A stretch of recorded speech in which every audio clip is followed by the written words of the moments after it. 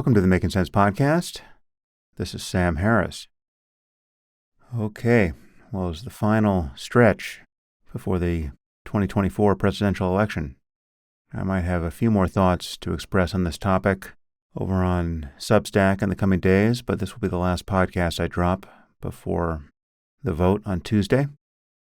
Earlier this week, I did a debate with Ben Shapiro for Barry Weiss's Honestly podcast. You can find that on YouTube and over at Honestly. And today I'm speaking with Mark Cuban. Mark is a very well-known entrepreneur and investor. He's also known for his role on the television series Shark Tank and his ownership of the Dallas Mavericks. And as you'll hear, he's been an outspoken supporter of the Harris campaign. And today we give something like a closing argument in favor of Harris. Of course, much of this amounts to expressing our concerns about Trump and a second Trump term.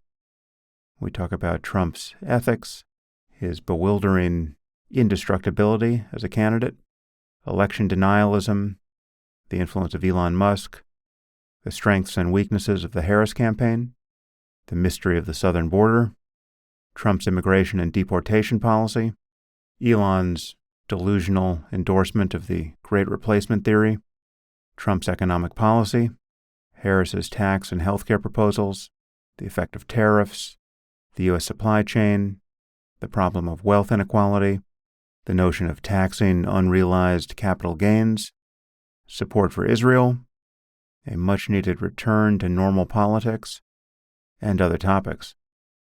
No paywall for this one, and now I bring you Mark Cuban.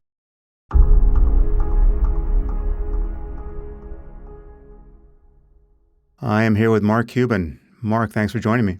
Thanks for having me on, Sam. So I think this could be a short conversation. We're now speaking 6 days before the election, and I know you have been making the rounds on various channels in support of the Harris campaign. Are you a formal surrogate of the campaign at this point? I mean, I don't have any formal relationship with them, but, where they ask me to show up, if it's convenient for me and I think it's valuable, then I do it. Yeah. Well, I feel you've been very effective in that role, and I'd like to press you into service for another hour here because, I think there's something to say. If there's anything left to say that could be useful, I think we should try to say it here. And sure. I think you have a capacity to reach people in your cohort. I mean, there's not that many people perhaps in your exact cohort, but I'm just thinking of your standing in the business community, and that you are surrounded by people, it appears, in Silicon Valley and elsewhere, who, if they have some misgivings about Trump, they have nonetheless rationalized their support for him for a few reasons. And I think the reasons are generally misinterpreted on the Democratic side. I mean, there are many people, I would think the standard answer in Democratic circles to the question of why people like Elon Musk and David Sachs and other billionaires and quasi-billionaires are voting for Trump, the answer is, well, they want lower taxes, they want less regulation. These are entirely self-serving, avaricious decisions on the part of extraordinarily wealthy people who have no moral scruples. And I happen to know that's not true. I agree with you. It's not even close to true. Yeah. So, the marginal value of any delta in taxes is not going to change their lives. Right. And they're not so vapid that they think that, that's their focus. It's just not the case. Yeah. I mean, the one footnote I would add to that is I think people like, Elon specifically and other people like him do worry about regulation. And I know Elon wants to get to Mars, and he's worried that, all things considered, the left might regulate that project more than the right. And I think some people are worried about AI regulation, although Elon is on the side of the regulators there. So the real reason, and I know this to be true for both these guys because they've said a lot on this topic, is that there are a few specific social issues that have radicalized them, specifically immigration and what Elon often refers to as the woke mind virus, right? I mean, this is really what has exercised them. And they've exercised many of us as well who are supporting Harris. So I want to keep those semi-grotesque objects in view as we Sure. track through this. But to start, how would you describe your politics?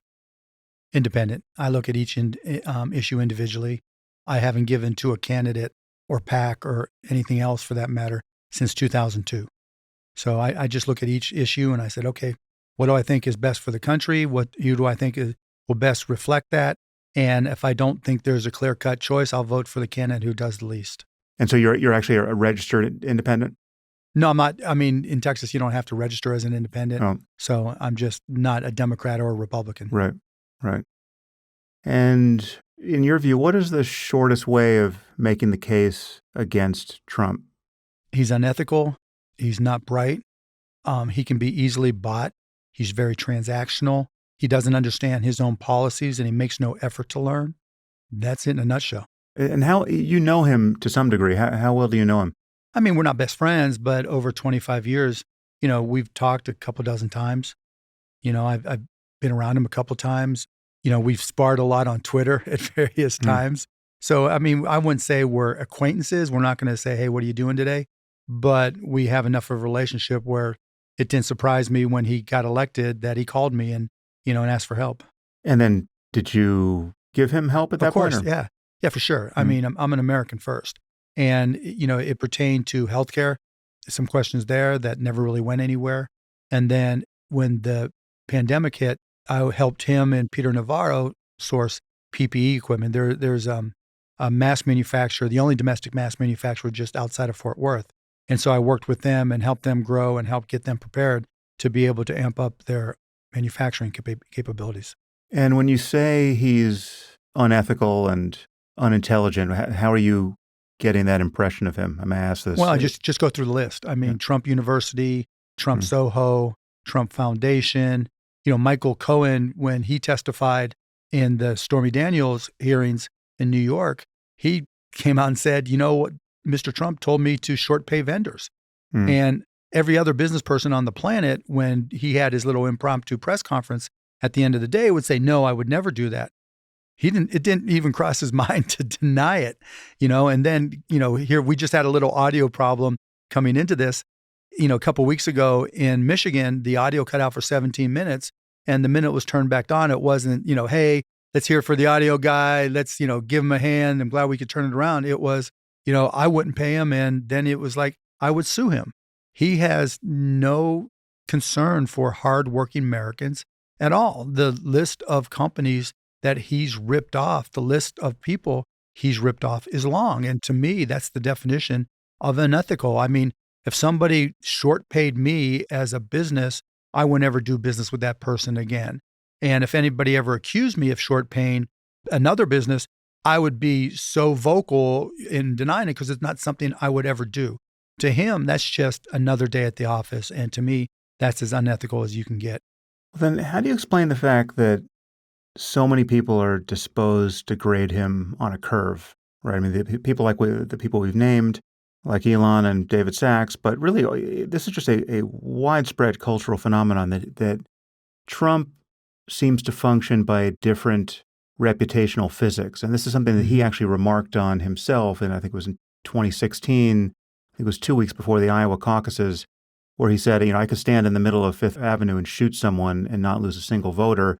That was him marveling at the fact that he at the time was perceived, and this is fairly early in his career as a politician, he perceived that he was politically indestructible. And this is, so we've lived with this phenomenon now for nearly a decade where we see Trump commit indiscretion after indiscretion of every conceivable size, and some, many of which are completely pointless, some of which serve his political ends, and any one of which, at a glance, you can see would have ended the career of a normal politician. Why is it that nothing sticks to him? I saw a video from Chris Cuomo, and I think he nailed it. He said that there's, almost half the country that feels like they've been wronged in some manner by the country, whether it's the elites, whether it's DEI, like we alluded to, whatever it may be. And the only counter to that issue is a virus. And he is the virus. And that's a positive. All these indiscretions, all these negatives, all these personal failings of his, that just, makes him, I did a podcast and the guy was like, he's a gangster. That's why we love him. He's the guy that's going to take on the incumbents and just turn it upside down. And I remember back when he first ran, I was like, I know this guy. How can you support him? And my friend Dan said, look, Mark, I've been voting for politicians my entire life. You know what they got me? Nothing. You know where they got me? Nowhere. That's why I'm voting for Trump. And if you think of him as a virus that just, infiltrates, or suggests he's going to infiltrate all the things that are causing particularly young men to not get jobs, to not be where they are, to not have the vision or be able to achieve what they want to achieve, it makes perfect sense. But how does that account for someone, again, I watched you on the All In podcast, and I know I'm Jason is a friend. I don't know the other guys, but, I've met David, and I'm just trying to understand. Do you have a theory of mind about someone like David where, obviously he's a lawyer, right? He's a bright guy. Yeah. How is it that the spectacle of a sitting president not committing to a peaceful transfer of power? Really, at multiple opportunities, he refused to commit to a peaceful transfer of power. And then I remember we didn't have a peaceful transfer of power. He still has not conceded. Yeah. Yeah. And he still has not conceded that he lost that election. And his denial of that, his endorsement of this big lie, stands as a continuous provocation to violence and division in our country.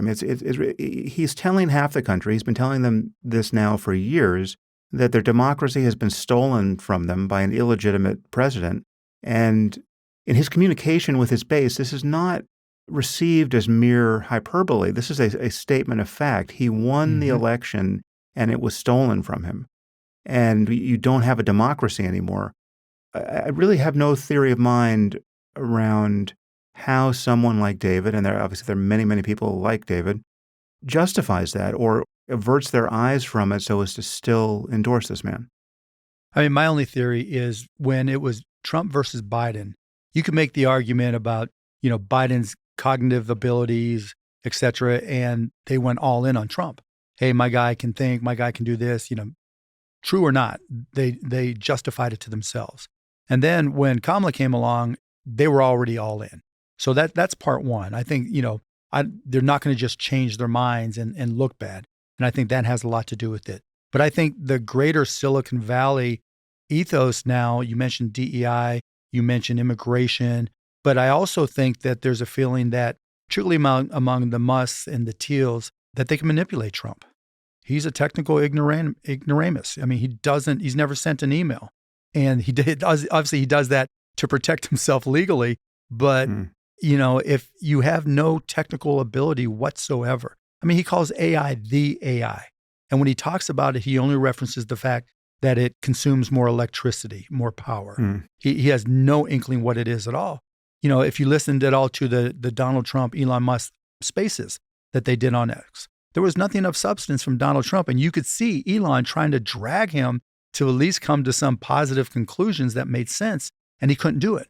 And so the only conclusion I can make is that he is so incapable of understanding those things. If they're able to develop the trust or buy his trust in a transactional manner like Elon has, he'll do what they say.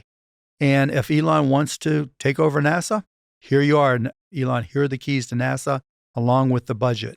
That's enticing to Silicon Valley. And if they want to change the immigration laws, okay, you do what you need to do, Elon. You know how I feel about immigration and mass deportations. Go for it.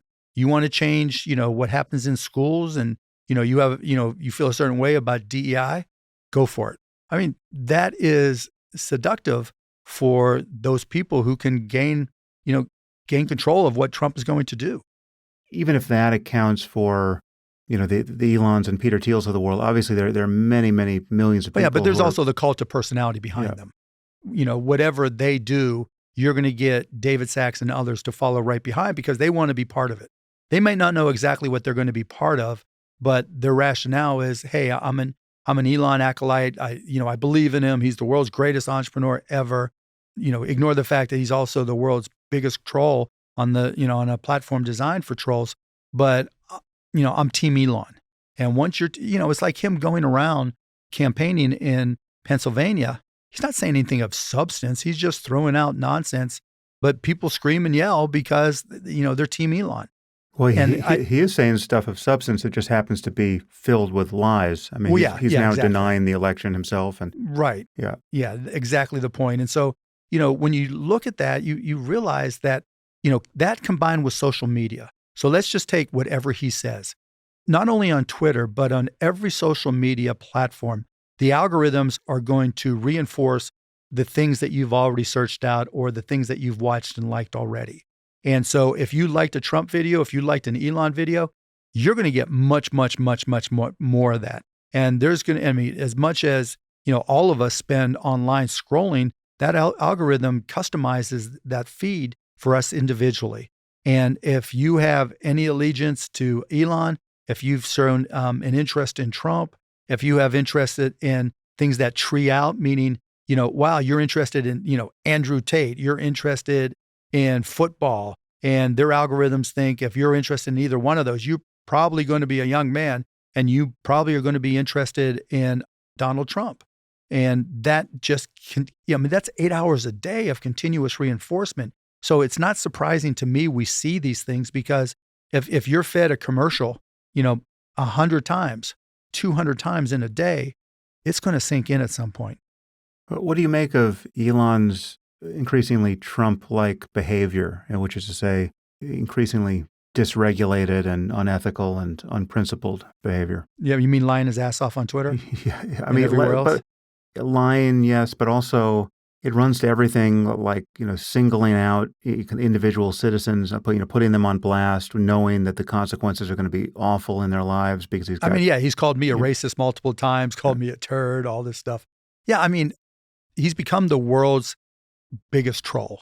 And he bought a platform to allow himself to do that.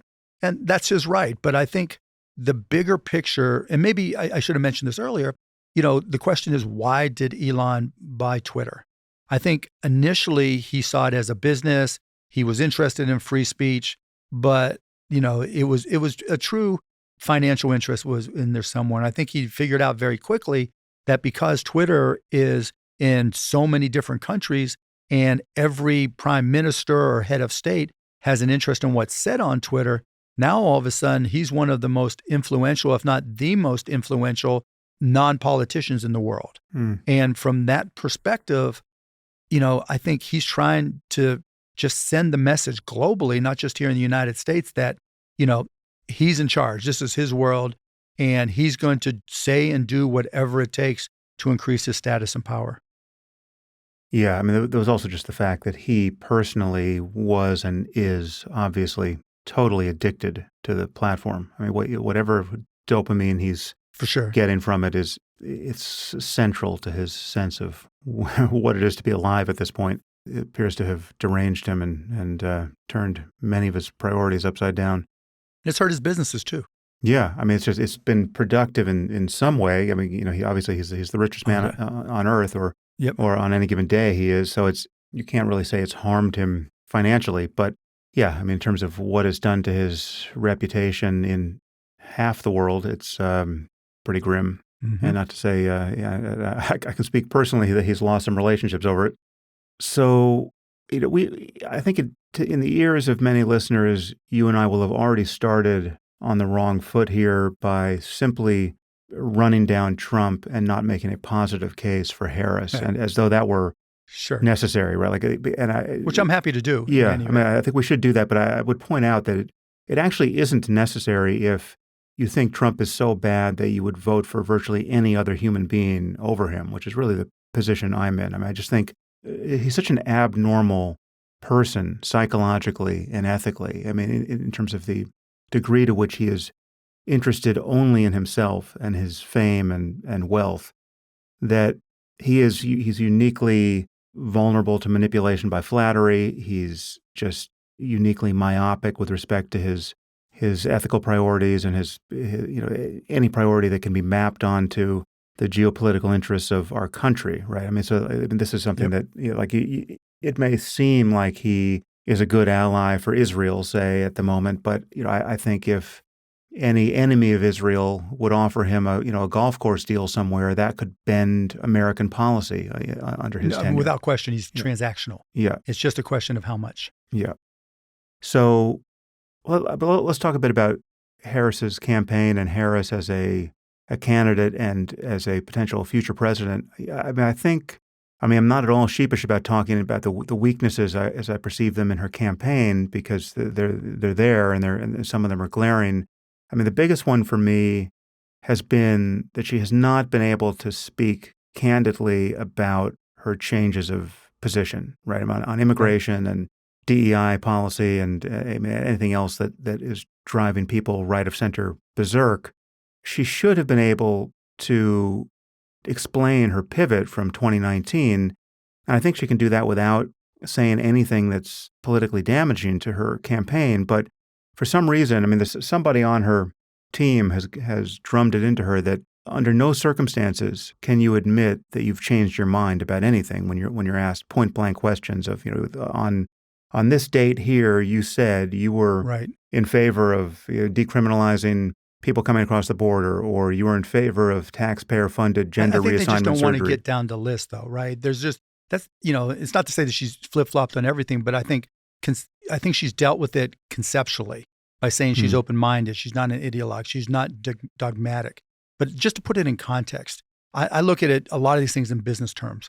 If I take over a company and I effectively have 14 weeks to turn the company around or I lose my job, then I've got to go out there and find as many customers as I can. And that's effectively what happened with Kamala Harris. She took over 13, 14 weeks ago. And the mission wasn't to, there's not a checklist after you lose an election that says, but she answered these questions well.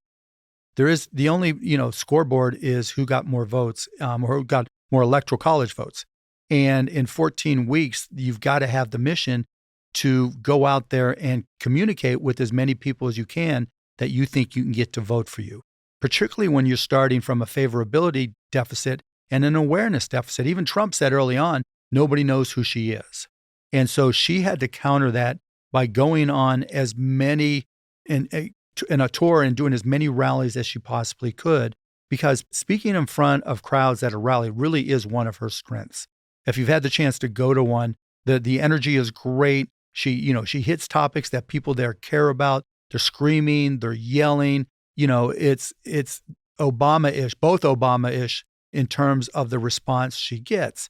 And I think the campaign was right to play to her strengths. And so you saw her do, rallies around the country, and you saw the results. She got to a positive favorability rating. The awareness went through the roof. And she caught up. She went from being where Joe was when she took over to it being at worst a dead heat. So, from my perspective, you can't really argue with the strategy. It's worked. Now, would it have been nice for high information voters to get specific feedback on the things that are important to us? Sure, of course. But I also think that, you don't necessarily get to specific voters when you do a lot of the general interviews. I think she felt the pressure to need to do those things, and she did them.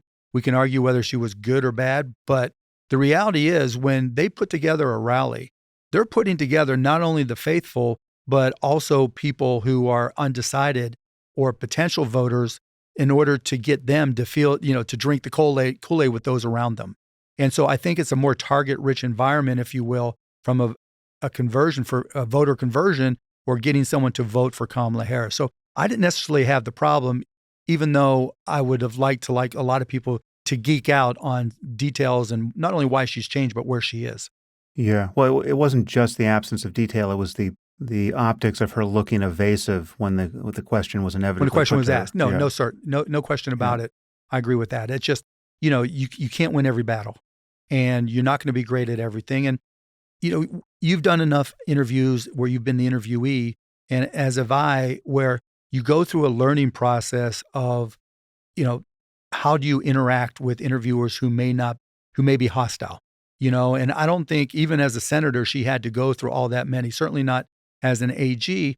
And I think she tries to talk to interviewers more like she's in front of a crowd where she feeds off the energy and tries to gain, some emotional connection And that you got to learn that just doesn't work. And, I think over the last couple of weeks, she's gotten far, far better, and she's done a much better job. And you can tell when she knows it's not going to be hostile, even if the questions are the same, she's more comfortable answering. Do you think she should go on Rogan's podcast? No, I think that's a waste of time. Is it a waste of time, or it's just too dangerous to do? No, it's not the danger of it at all, because Joe Rogan's a good interview. I don't think it's a danger. And I think when he says he just wants to get to know her, he's honest about that.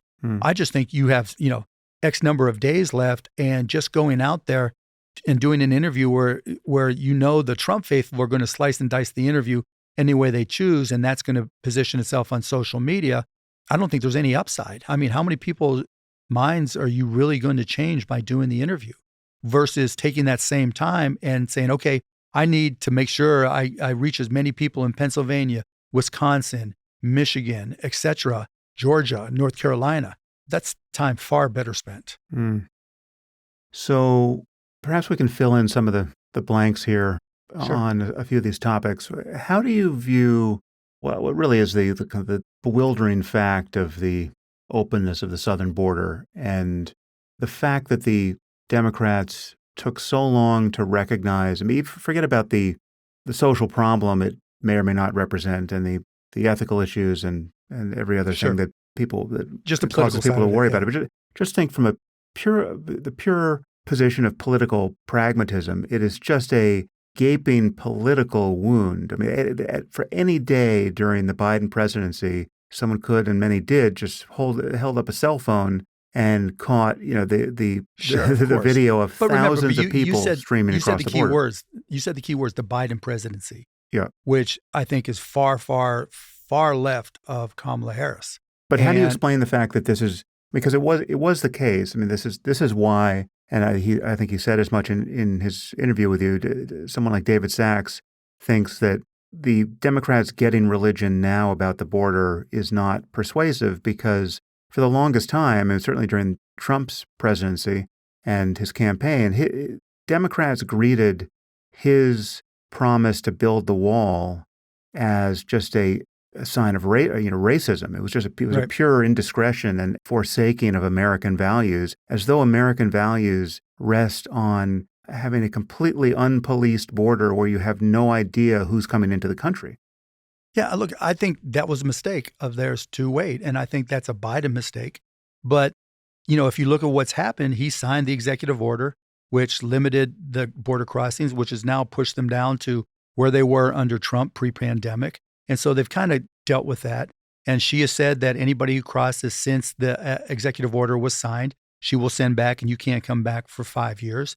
And she's also said if you're here in the country illegally and you break the law, steal something, whatever, you are being deported and won't ever come back, which gets us to dead even, except for the question of deportation. And I think that is where I've been focused in talking to people. And I think she's starting to talk more about it. On one hand, you have Donald Trump, mass deportation, no qualifiers.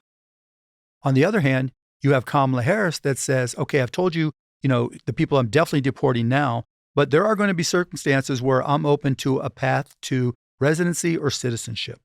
And the foundation for the Delta is, imagine a grandmother who has 4 American children, a grandmother who's here and is undocumented. And she's been here 20 years, 4 American children, 10 American grandchildren. Do you knock on her door, pull her out of the house, and deport her? Yeah. Donald Trump says yes. And if you take that one step further, where do you stop? And so when I go out and talk to small businesses, they're terrified, right? And it's not so much about their own workers, because you have to file this thing called an I-9, which defines the residency status of your employee. And, you get in trouble if you do it and aren't accurate. But what we're terrified about is, someone from Stephen Miller's little group comes and knocks on the door of your warehouse, your factory, your restaurant, and says, I want a list of all your I-9 employees with their addresses and phone numbers. And then they go start knocking on doors and pulling people out and deporting them. And it may sound far-fetched. And to some Trump supporters, when I talk about it, they're like, oh, he'll never do that. I'm like, you have to believe what he says. And then even more, what's happening more and more as I've gotten closer to the border in Arizona, I'm hearing examples. One person said that their mother went to the embassy during the Trump administration had been here 20 years, wanted to get all her papers aligned, and they just immediately deported her. Another gave an example of a 20-year-old woman who came here to the country when she was 6 months old with her parents and has an American daughter, deported. Is that who we want to be? Do we want checkpoints on roads asking for papers? Do we want, another Elian Gonzalez looking set of events where someone's just banging on the door and someone in the police and military equipment are dragging people out of their homes?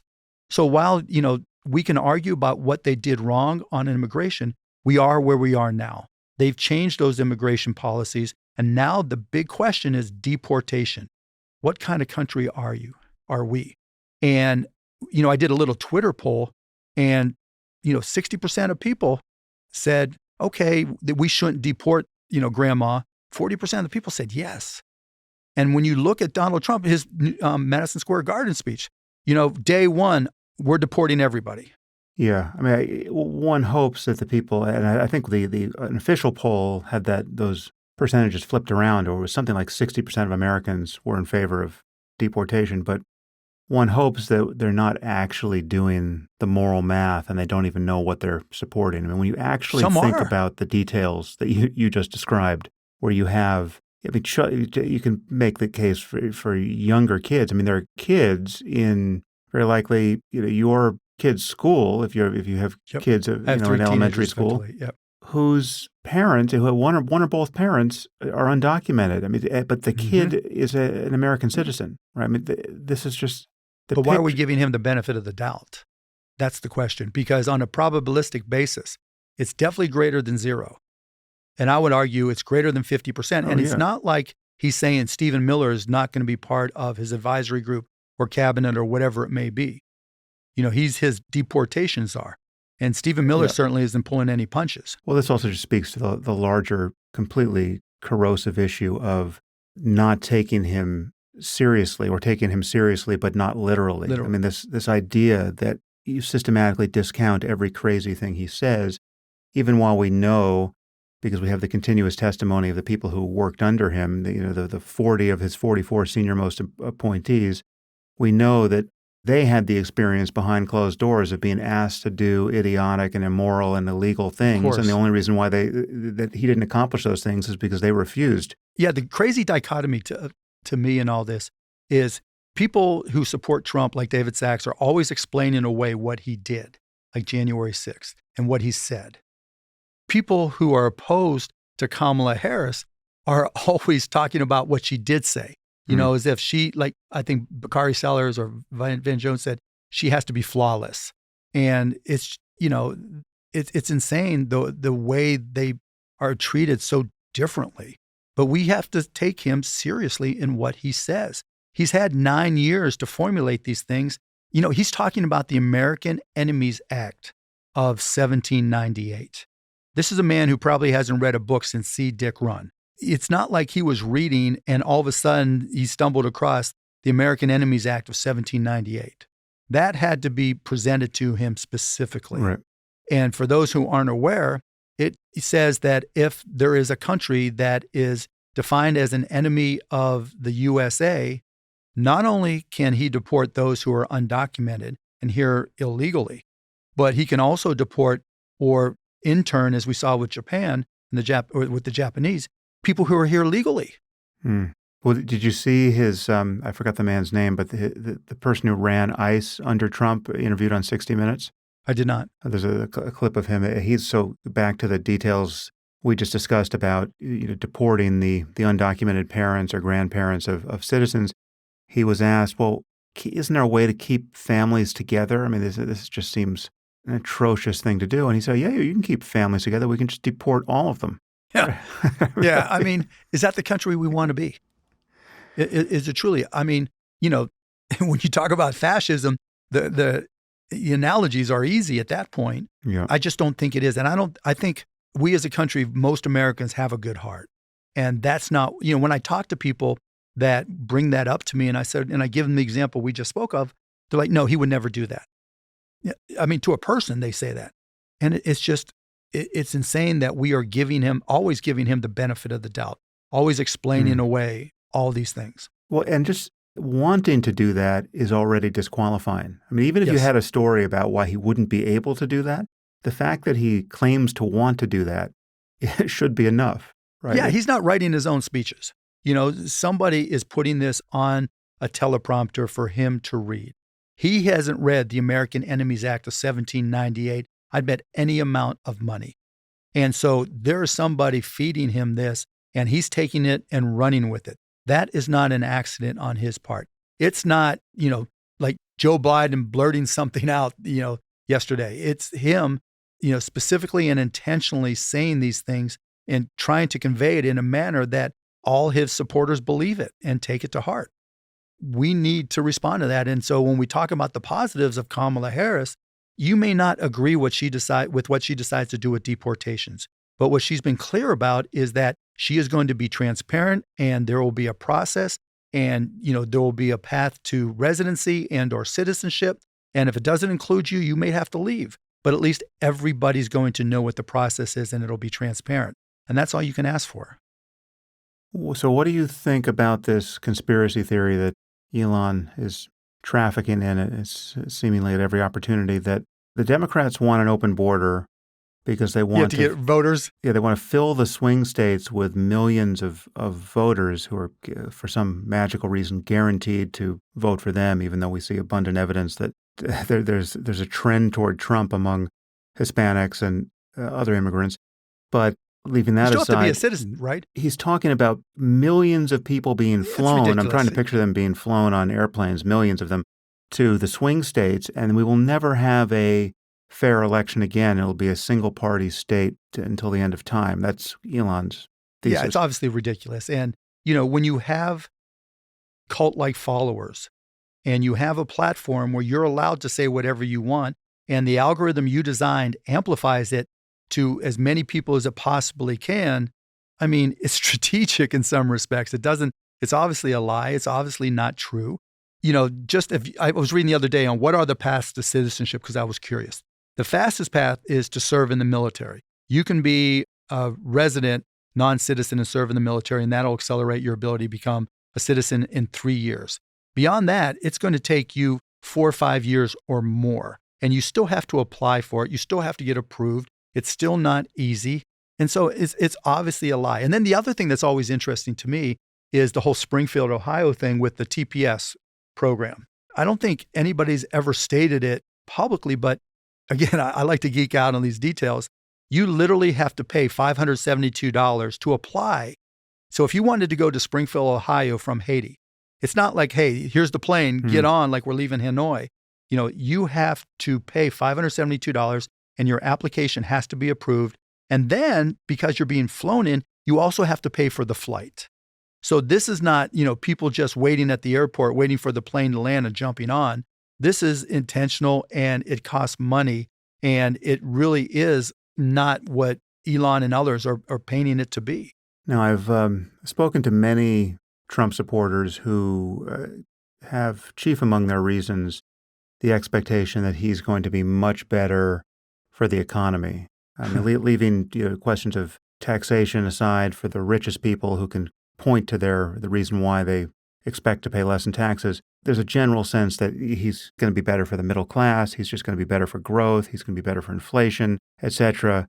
And yet, 2 weeks ago, the Wall Street Journal surveyed, I think it was 50 economists, and the results were 68% of them thought his policies would be worse for deficits, for inflation, for interest rates, and only 12% thought hers would be worse. And slightly different percentages favored hers for economic growth, for growth in GDP. Sure. And yet you point that out, and these people who ostensibly care about economics and the middle class don't seem to care. I don't even talk, studies are studies, economists are economists. I don't think anybody really trusts them, or most people don't trust them or understand them. And so did you see the post that Elon Musk agreed with? I think it was yesterday or the day before, where somebody said that the first couple years of Trump will probably crash the economy, and it's a chance to rebuild the whole economy. Yeah, I did. I saw rumors of it. I didn't see it as a post. And then Elon agreed with it. That's probably right. So here's Elon saying that, Trump's policies are going to crash the economy. I mean, it's again, but here's what I say. So when I am out there as a surrogate, I'm typically going out there and visiting with small business people in swing states. And the request I have for the people that organized the whole thing is I don't want a room full of Democrats. That does us no good. I want independents, Republicans, and undecideds. So I want this to be, I want them to challenge me on everything because I want the details to be able to get out and apply it to their own personal corporate interest or personal interest. And so the first thing I always do when I'm in that group is I tell them there are 33 million companies in this country. Of those, 99% of them are small. So, round numbers, let's just say there's about 31 point something million companies that are small businesses in this country. Of those, the vast majority, more than 98%, are pass-through companies, subchapter S, LLCs, sole proprietorships. And of those, 98% make $400,000 or less. So for almost every single business in this country, your taxes are going to be the same or go down. And that always raises eyebrows. And then I say, look, from a personal tax perspective, there are only 4 million people in this country that make $400,000 or more. So you just do the math. That means there's 330 million people out of 334, give or take, whose taxes are going to stay the same or go down, as she said that the taxes for 100 million people will go down. So for the vast majority, and when I say vast, I mean literally 29.7 million, give or take, entrepreneurs and CEOs and solo entrepreneurs, their taxes are staying the same or going down. So Donald Trump is doing nothing for small business or the entrepreneurs that run them. Does the cutoff fall in the same place if you're just talking about individuals for the country as a whole? So if the cut between the 1% and the 99%, is that drawn at an income of $400,000 a year? Yeah. So I just looked it up and I said, okay, ChatGPT and Grok even, I said, how many people make $400,000 or more? And I asked them both.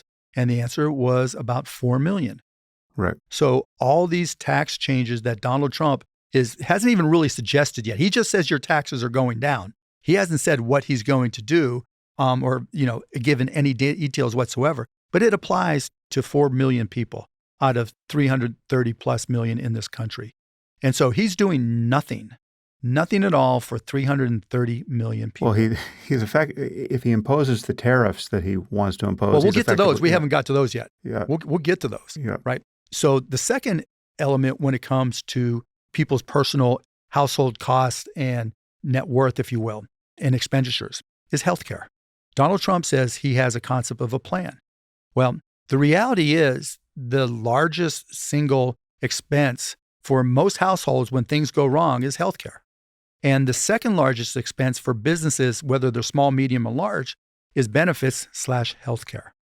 Kamala Harris has been very, very, very specific that she is going to take on the pharmacy middlemen, also known as pharmacy benefit managers, who artificially inflate the price of medications. And I know this because I'm in this business. And she's also saying that she's introducing transparency. From my experiences with costplusdrugs.com, I can tell you that the cost of medications, the minute this is implemented, will drop by 20%, 30%, or more. And when you talk about inflation, healthcare has been inflating for years and is a big component of that 20+% people talk about over the last 4 years. And if you have the opportunity to cut medication costs for households, and if she gets any help from Congress at all, apply the same principles to the rest of healthcare, you're more than going to offset any increased costs in Gatorade, toilet paper, and bacon. Because, we've all been in that situation where, you go to the doctor and you don't know what the outcome is going to be. That's scary enough. And not knowing if you're going to be able to pay for it because you have a high deductible plan or you have no insurance. That's terrifying. Kamala Harris is dealing with that directly. I mean, think about what happens when you get a prescription, Sam. They say, okay, you're going to have to take this medication. And the second question is not, can you afford it or how will you pay for it? It's, what's your pharmacy? And then you've seen or heard all the stories about somebody standing in line and finding out that they can't afford the medication because there is no transparency. And that's what's allowed these pharmacy benefit managers to jack up the price of medications and their affiliated companies to do the same in healthcare. And so when Kamala Harris says we are going to take on the middlemen, the pharmacy middlemen, and introduce transparency, that the direct result of that is that your costs for medications will go down quickly. And again, if you can extend that to healthcare, the fear and the out-of-pocket costs of, when you get sick will go down dramatically. That will more than offset any increase in inflation that we've seen to date during the Biden administration. And then we can go to tariffs. And also inflation has been brought under control, right? It's not right. But not for healthcare. Right. The cost of Gatorade may only go up 2.5% going forward, but the cost of healthcare, because it's so opaque as an industry, the regulators are slim. There's been some transparency on the hospital provider side, but not enough to really change behaviors or reduce the overall costs. And so she's focused on that. Donald Trump has a concept of a plan. Now, if you want, we can get to tariffs.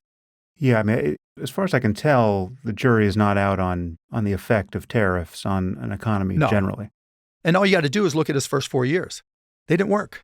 Name the one example of where tariffs had a positive impact either on the economy or bringing back manufacturing. Then what accounts for the fact that sophisticated wait, I'm not people... done ripping them on him yet. Yeah, Hold okay, on, there's go more. for it. Yeah, there's more. So let's look at it from a personal perspective. Let's say that Donald Trump, God help us, wins. And this time next year, we're looking to make decisions on the Christmas presents we're going to buy. Well, people may or may not realize, but the sporting goods equipment you buy for presents, the knickknacks you buy from the knickknack shop, the dresses, the backpacks, you name it, almost all of them are made in China. And when you impose a 60% tariff on all goods imported from China, now all of a sudden, if you're looking to buy your kid a basketball, that price is going up 60% at least. And if it goes up 60% at least, along with all the other Chinese imports, then you're going to have to make some hard decisions at Christmas. Because with those increases, because of Donald Trump's tariffs, I call him the Grinch that's stealing our Christmas. You're going to make a lot of hard decisions and you're not going to be able to buy as much. And it's not only awful for you and your family and you're disappointing your kids, but look at the retailers that you would be buying from. That sporting goods store where you've bought mitts and bats and balls for your kids since they were 3 years old. The knickknack store where you buy all your favorite candles. The little dress shop owned by the lady that you see at church that's been there for 20 years. Those are the people who are going to suffer as well. And not only that, the crazy part is the steps that businesses take when there's even a discussion of tariffs. So let's just say across the board tariffs, and look, there are strategic tariffs that make sense, but we're talking about the negatives of across the board tariffs. And those across the board tariffs, we'll use the basketball example. You're a sporting goods retailer and you sell a lot of basketballs and you import them from China. Now, because you know the price is going up 60%, what are you going to do? You're going to either borrow money or you're going to take money that was designed to use for expansion, to hire more people, to grow the business in one way or the other. Now you're going to take that and use it to pre-buy inventory from your Chinese importer so that you beat the price rush. The downstream impact of tariffs is far more than, just a taxation. It is personal. It hurts businesses. It hurts families. And Donald Trump says, well, it's a negotiating tactic. It gets them, it brings manufacturers back. Remember the 33 million companies I told you about? The number of people who own foreign factories that, would come back, maybe, 5 of them are small businesses, and then there's others like John Deere who don't even have factories overseas, but get threatened if they move jobs or anything to Mexico, the tariffs are going to go up to 200%. And when Donald Trump tariffs John Deere equipment 200%, that literally makes the Chinese companies that import Chinese products cheaper than John Deere, giving them an advantage. And I can just go on with example after example after example. And then, you know how people always say, well, Kamala had 3.5 years. Why didn't they do it then? Donald Trump had 4 years to implement tariffs. It didn't work. He started his tariff negotiating, quote unquote, in January of 2018. And they started to implement the tariffs not long after, I think June or July of 2018. And then, of course, there were retaliatory tariffs that came in from China. And back and forth it went.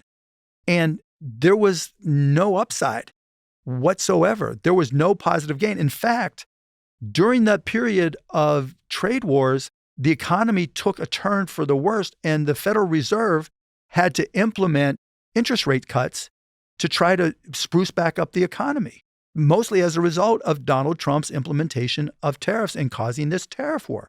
But he has fallen so in love, it's also going to impact our foreign policy and our defense strategies for our allies. And probably the most insane outcome or discussion of his tariffs that I've heard is as it applies to Taiwan. There is a company in Taiwan called Taiwan Semiconductor. Are you familiar with it at all? Yeah, but explain it to the audience. Yeah. It is literally the most important company in the world. They make the most advanced semiconductor chips. And their customers for those chips are NVIDIA, the highest market cap company in the country, who makes all the most advanced AI chips, which allow us as a country, including our military, to be the most technologically advanced in artificial intelligence in the world. One of their other customers is Apple, and then the list goes on. Donald Trump, when asked if he would defend Taiwan if it looked like China was going to invade them, said, no.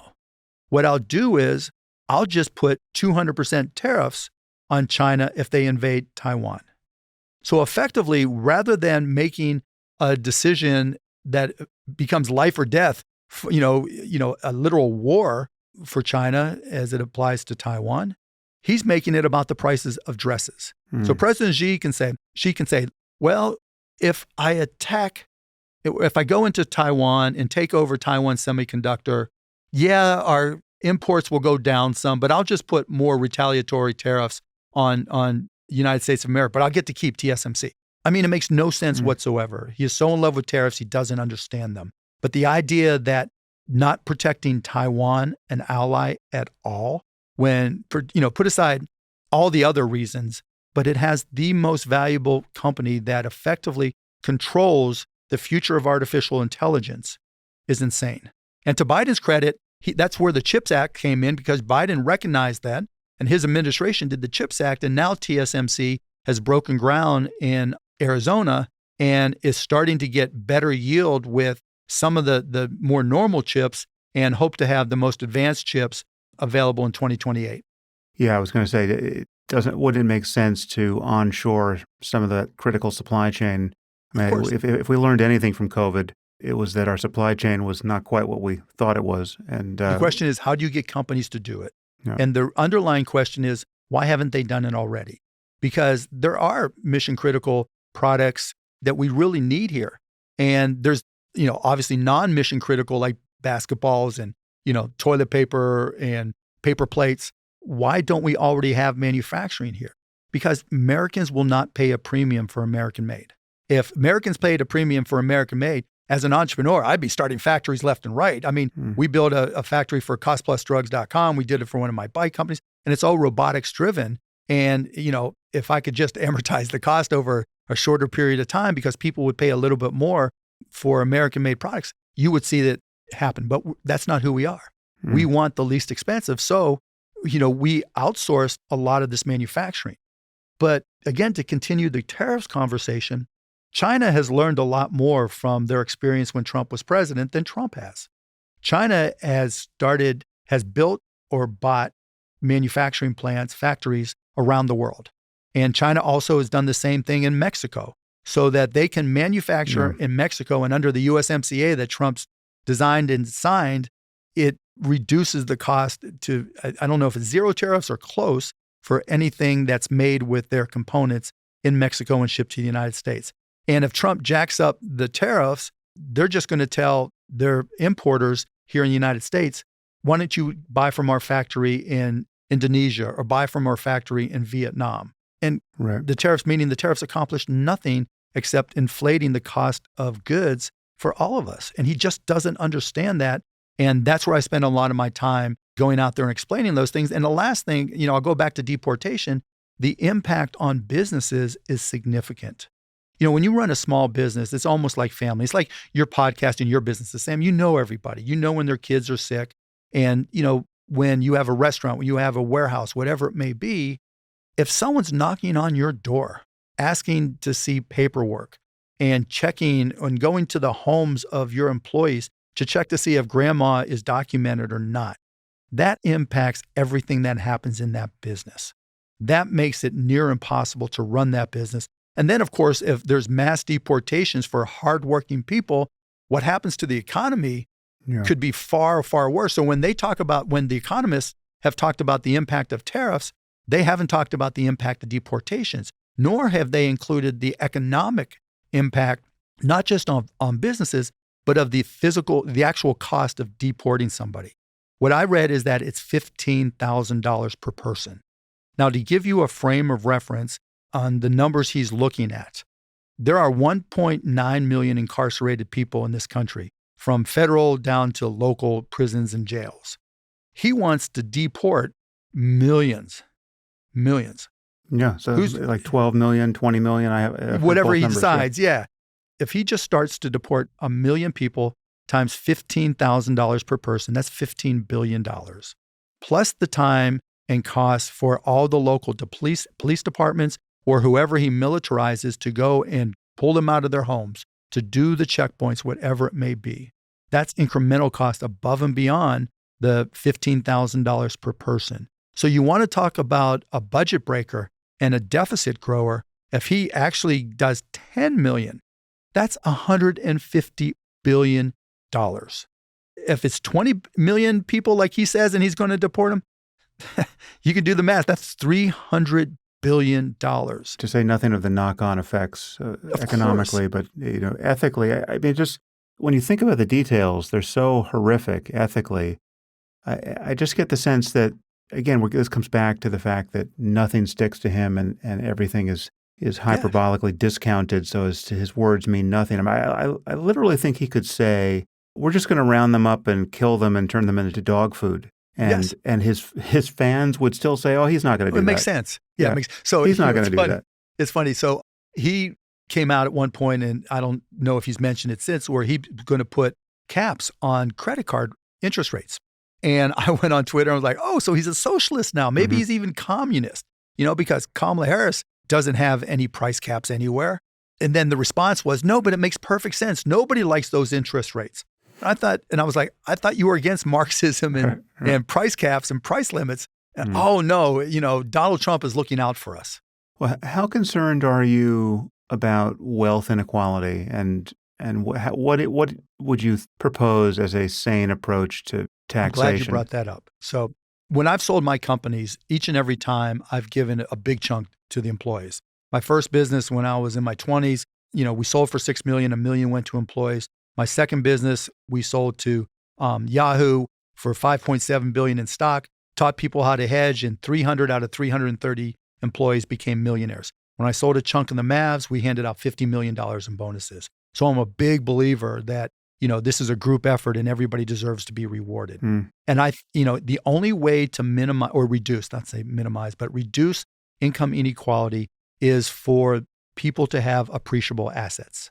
There's no, when you're living paycheck to paycheck, there's just no amount of payment that you're going to get where you can save enough to truly make a difference. And so I'm a big believer in employee stock ownership plans. And as it turns out, so is Kamala Harris. And she's come out and said specifically that she is going to endorse and support and increase and enhance the employee stock ownership programs and similar programs that will make it easier for employers to give equity to everybody.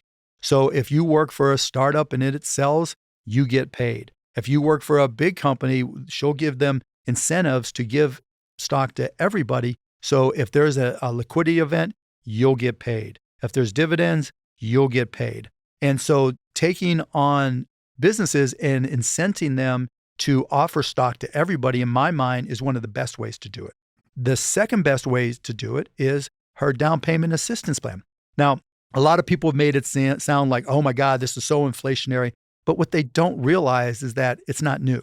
Like in the city of Houston, they have down payment assistance programs that will offer you up to $50,000 in down payment assistance. I mean, if you just, Google down payment assistance programs, they're all over the country. There's hundreds of them. So this is nothing new. This just codifies it on a national level and helping people who are first-time home buyers who have great credit, because you don't want, mortgage lenders being stuck with the bag and people not being able to pay. And so having that available is a great way to help people get an asset that appreciates. I mean, it's very, very straightforward. And, to me, those are the two best ways to start to address income inequality. Now, what is your reaction to the proposed, I think this proposal has since been withdrawn or otherwise deprecated, but the proposed tax on unrealized capital gains? It's not going to happen. Yeah, it would have been horrific.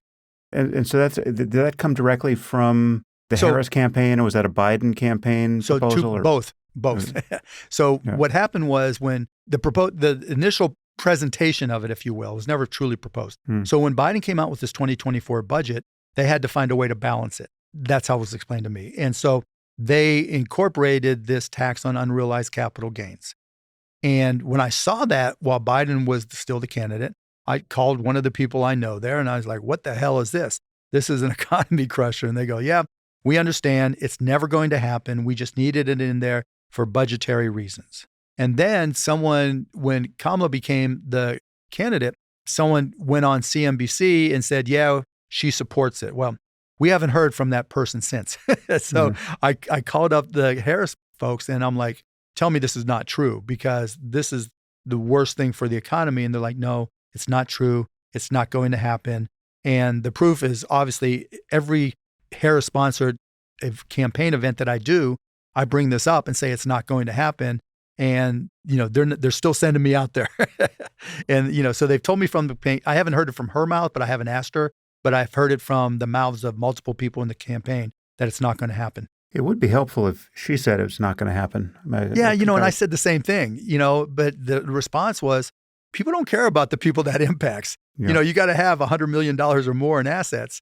And there's not a whole lot of sympathy for folks in my position. Yeah, I mean, it's just when you think about the details of trying to impose that tax, though, it imposes such crazy cognitive overhead on the government. It's just bizarre to think of tracking ups and downs. It's ridiculous. And plus, the people that'll get whipsawed. I mean, you take your company public and you're equity rich and cash poor, you might have to borrow hundreds of millions of dollars to pay your tax bill and have $50 in the bank. Yeah. Yeah. Well, I guess finally, Mark, let's just touch on your expectations around America's place in the world in backstopping the rules-based international order, and I think specifically supporting allies like Israel. What is your expectation of a Harris administration? Because to take that final point first, I think there are many Jews who imagine that there's some lesson to be drawn from Trump's first term, that he is a totally reliable ally for the state of Israel and above all will defend it, and there's nothing to worry about on that front. And conversely, you have in the example of the Biden and Harris administration some obvious support. I mean, we've given them a lot of military aid, and although we've had moments where we seem to be withholding that aid or delaying it, but we've given, apart from those first weeks after October 7th, there has been a kind of talking out of both sides of their mouths phenomenon coming from the administration, and obviously there's pressure from the activist class within the Democratic Party to be far more concerned about what's happening to the Palestinians than really any other people on earth. How do you do the math on this issue? I mean, I can't speak from a lot of detailed discussions with them other than to say, my brief conversations with Doug Emhoff, who is Jewish, that, he's hardcore and he's fully supportive of Israel, and she takes a lot of counsel from him. And I think, they've had to walk a fine line and find an equilibrium. And I think that's been smart, because I think the more, if they don't pay any attention to Gaza, then the protests on college campuses get worse. And I think that is why they've walked the fine line, but that's just me supposing. But I don't think there's any doubt, and there's no doubt in my mind that they'll be fully supportive, that they're all in on Israel without any hesitation whatsoever. But that's just my opinion. And in terms of the rest of the world, I think they'll back all of our allies. I know when we talked, and I literally talked to the campaign when I was in Pennsylvania about Polish Americans and the issue of Ukraine. I think it's a given that if Ukraine is given up to Putin, Poland is next. And to the 770,000 Polish Americans in the state of Pennsylvania, that's a big deal.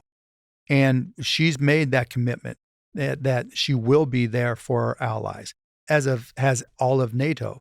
So, I mentioned Taiwan. She says she will, that they will support and protect Taiwan. They're not going to get into the politics between the two countries, but if there's any type of military action, we will be there. And I think that's smart.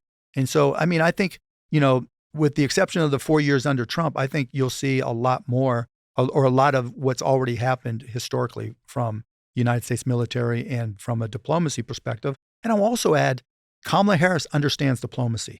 She knows what the word diplomacy means. And she understands the process required and the quality of people in a cabinet and in ambassadorships required in order to make diplomacy work. You don't have any sense of that from Donald Trump. The thing about Donald Trump, you can't point to one situation or example where he has given a detailed explanation of policy. You can't point to one example where you think to yourself, wow, that was really a nuanced response from Donald Trump about a policy issue. Never. Yeah. Ever. The exact opposite with Kamala Harris. She's a policy geek. She likes to dig into policy. She likes to read it. She likes to understand it. She wants to know what's happening in the world and how we can have an impact. And to me, that's critically important because, we've talked about Donald Trump being transactional. We don't want him selling our relationships to the highest bidder. In some respects, and I'm not an expert on this, he did it with Yemen in 2018, was it? When there were people, 100,000 plus people died in Yemen, and we kept on selling weapons to Saudi Arabia. Yeah. And there's just, that's who he is. Strangely, there's not a lot of protests on college campuses around that. I wonder why. No, shockingly enough. And, the never wars, Donald Trump did nothing to stop this war. Yeah. Yeah. Well, Mark, is there anything left to say, but either against Donald Trump or in favor of Harris before we close out here? Yeah. In favor of Kamala Harris, what's critical to me is what she said yesterday in D.C.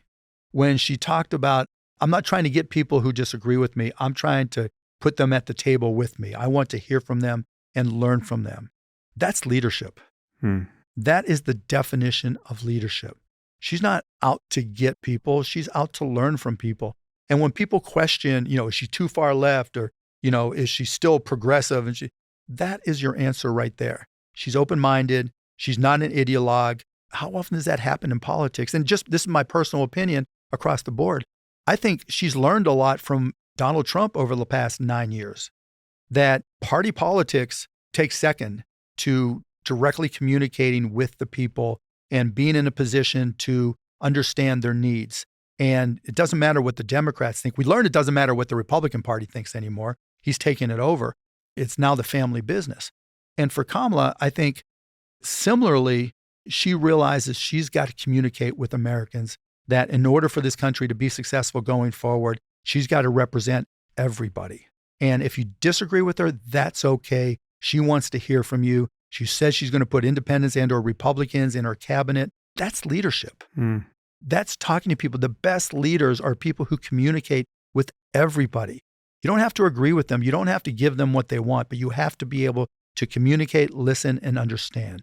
I don't think Donald Trump is capable of any of those things. I know Kamala Harris is.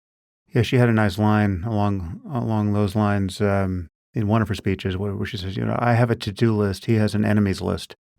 Which really does sharpen up the distinction. What she has most in her favor, and I don't mean to discount her competence as a leader or as a politician, as a possible president. I think she'll be fine and perhaps even quite good, but above all, she'll be normal. I just yearn for this return to normal politics. Amen. Yeah. Amen. It just the agita that happens between families. I know it's in my family. Who you voting for? My brother-in-law, started talking crap about me online and I had to block him. I mean, it's just crazy. Yeah. Well, that's a point I think that there's really no denying even if someone does not agree with anything we've said so far about Trump or about Harris, what is undeniable is that Trump drives half the country crazy. Yep. Right. And if you just think half the country has TDS, okay, fine.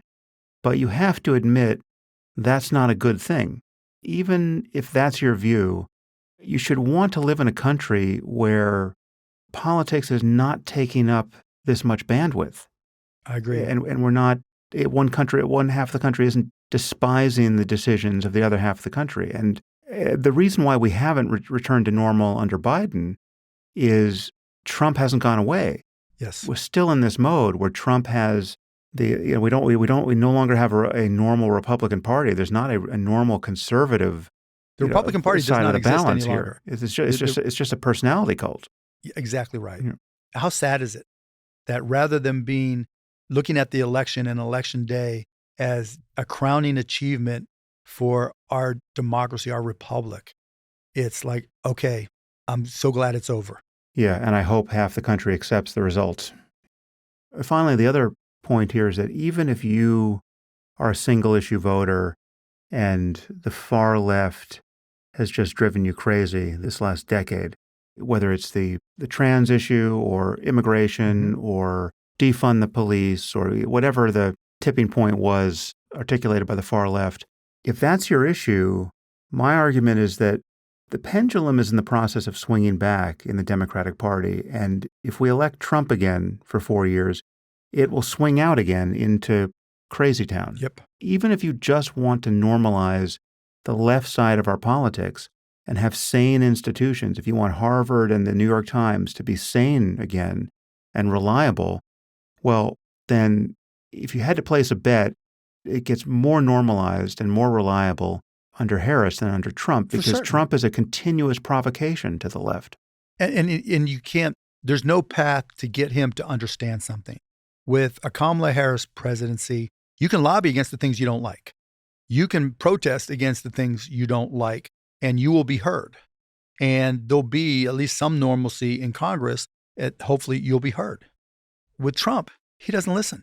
He listens to, I was talking to somebody who knows him well, who actually served in the Trump administration, and he was saying that Trump would call him and others 24/7, right? He just spent all his time on the phone into the wee hours of the morning getting perspective from only the people he knows. He got perspective from watching television, Twitter/Truth Social now, and his friends on the phone. That's no way to run a government. Yeah, well, it is if you want My Pillow Guy and Mike Flynn and the other freaks and grifters in power. And I even knew some of those freaks and grifters before they went for Trump. And they were freaks and grifters before, and he just ignored the fact that they were freaks and grifters. Yeah. Well, Mark, it's great to have you on the podcast. Thank you for everything you're doing, and I will be thinking about you next week, whatever happens. Thank you, Sam. Thanks for having me on. I'm a big fan, and I really appreciate it. It was a lot of fun.